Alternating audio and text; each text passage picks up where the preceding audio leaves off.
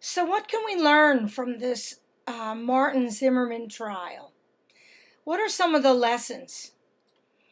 I hope you folks have been watching, and especially there are some networks that have a lot of groups that speak about the trial itself, about Zimmerman, about Martin, especially what's with this neighbor of Zimmerman who all of a sudden is a specialist. It's very interesting. He really just wants Zimmerman off. My main question is this: why are they even having this trial? Zimmerman got out of the car. He was told not to get out of the car. Do we have to even ask the question if this was aggression? Now, come on. What is going on with this trial, really? Let's not say racism, although we want to think about it. Is it more like society is just leaning in a certain direction because we allow it to? That's what racism is, and that's why it continues. We allow this to occur, and then we complain it happened. I think more of us need to speak out, whether we're white, black, yellow, orange, brown, it doesn't matter. Zimmerman did not follow his directions. He got out of the car. He already should be found, I love this light. He already should be found guilty. We have to question whether he got out of the car to follow the kid, whether he was being aggressive. He was a 17-year-old kid. What was he following? A boy in a hoodie. Okay, let's take a look at that. White boys wear hoodies. African American boys wear hoodies. Adults wear hoodies. What's with this hoodie on a person making them a gangster? Or gangsta, as my students would say. He followed him. Of course he threw himself on top of him. Look at the size of Martin and look at the size of Zimmerman.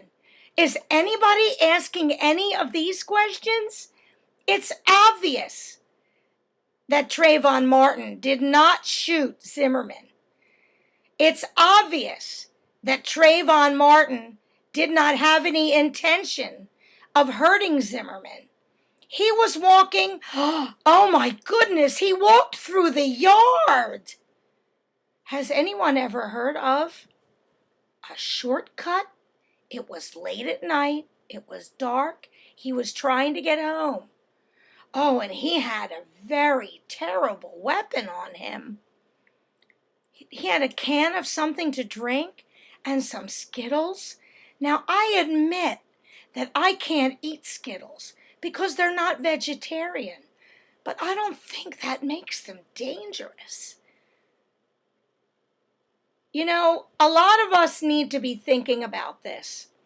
And whatever the jury decides on this trial, we need to get together and we need to question why this even came to trial before Zimmerman was punished for getting out of the car and following the boy.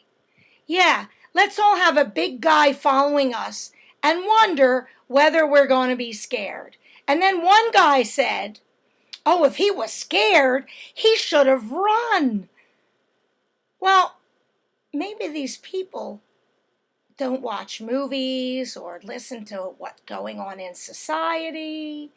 Sometimes you don't want to run because then you instigate the follower. I'm sure Trayvon was very smart. Now let's think about it. He's walking in the dark. This guy is first following in a car. There's no one else there. So he's thinking, let me get home. If he had started running, then Zimmerman would have really had a case. Oh, he was running, so he must have been guilty. So he was walking and he's guilty? I think Trayvon's mother should be speaking out. And no matter what, her son's life is valuable. And how dare anyone, I will question anyone who even questions this trial. That neighbor of Zimmerman says, oh, they're gangsters just because they're wearing hoodies? Are we in the 21st century? What is going on is my question. And why should there even have to be a trial? It's obvious that the man who had the gun shot the little boy. Oh, he got a cut on his lip. That must mean aggression. Well, I fell on the ground when I was little and cut my lip. Does that mean I can go after the person and shoot somebody? Why is it that he even had the right to carry a gun and shoot somebody? We need to be questioning this as well. And let's think about gun control, folks. Do we want everyone to have a gun? Because if everyone is like Mr. Zimmerman, we may be in a lot of trouble.